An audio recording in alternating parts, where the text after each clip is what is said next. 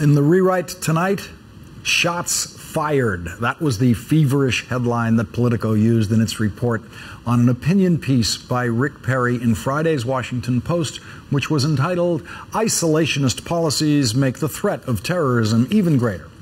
Rick Perry left no doubt who he was talking about, saying at the beginning of the second paragraph, "It's disheartening to hear fellow Republicans such as Senator Rand Paul suggest that our nation should ignore what's happening in Iraq."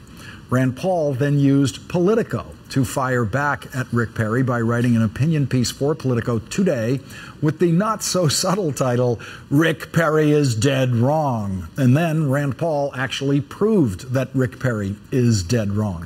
Rick Perry wrote that Rand Paul says, quote, "Our nation should ignore what's happening in Iraq." Rand Paul correctly pointed out that there's really no difference between Rick Perry and Rand Paul and President Obama on Iraq. Perry says there are no good options. I've said the same thing. President Obama has said the same thing. So what are Perry's solutions, and why does he think they are so bold and different from anyone else's? He writes in the Washington Post, "The president can and must do more with our military and intelligence communities to help cripple the Islamic State. Meaningful assistance can include intelligence, surveillance, and reconnaissance sharing, and airstrikes." The United States is actually doing all of this now. The President Obama has said he might use airstrikes in the future. I have also been open to the same option if it makes sense. I support continuing our assistance to the government of Iraq, which include armaments and intelligence. Now, it's important to understand that these op-ed pieces were not written by Rick Perry or Rand Paul. They were written by their staffs. And they demonstrate, once again, that Rick Perry and his staff are not ready for primetime presidential campaigning, and Rand Paul and his staff are ready, on this issue at least. I would quote more from Team Perry's op-ed piece if it wasn't a fact-free, old-fashioned Republican ramble about Ronald Reagan, which tries to use the word isolationism as if it is a profoundly un-American idea, even though the father of American isolationism was George Washington. In President Washington's farewell address, he said, "The great rule of conduct for us in regard to foreign nations is in extending our commercial relations to have with them as little political connection as possible. We may safely trust to temporary alliances for extraordinary emergencies. Harmony, liberal intercourse with all nations are recommended by policy, humanity, and interest." Rick Perry isn't the only one who's trying to tag Rand Paul as an isolationist.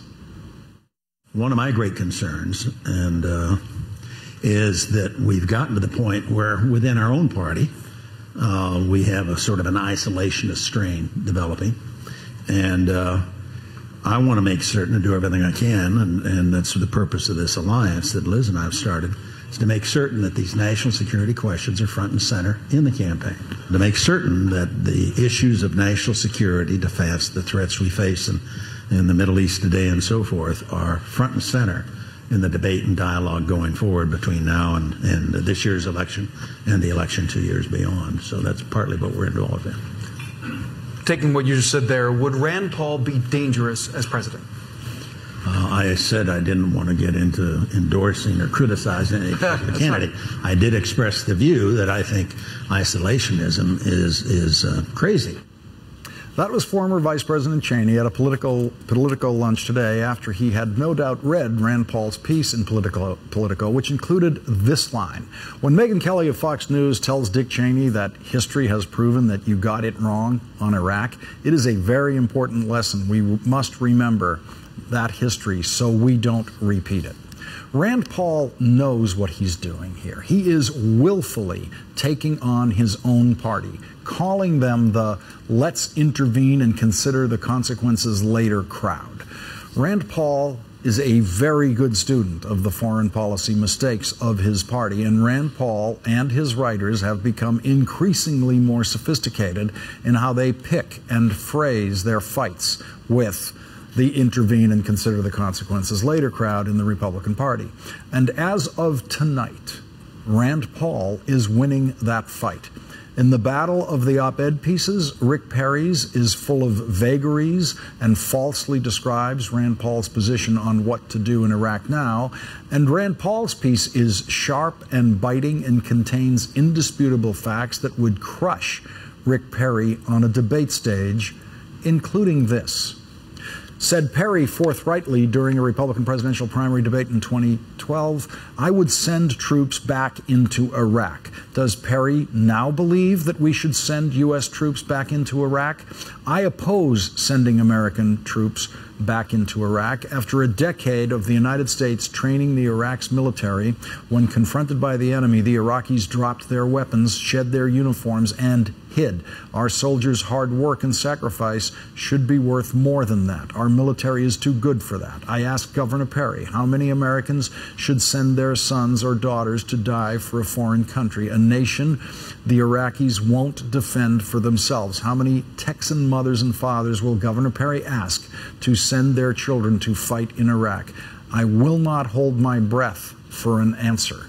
Today, the overwhelming majority of Americans don't want to send U.S. soldiers back into Iraq. Is Perry calling the entire country isolationist too?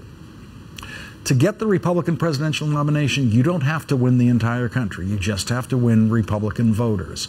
A recent poll shows 63% of all voters oppose sending troops back into Iraq, and 56% of Republican voters oppose sending troops back into Iraq. So on this issue, Rand Paul is in sync with Republican voters. Rick Perry is in sync with Dick Cheney. And Rand Paul is ready to do battle with both of them.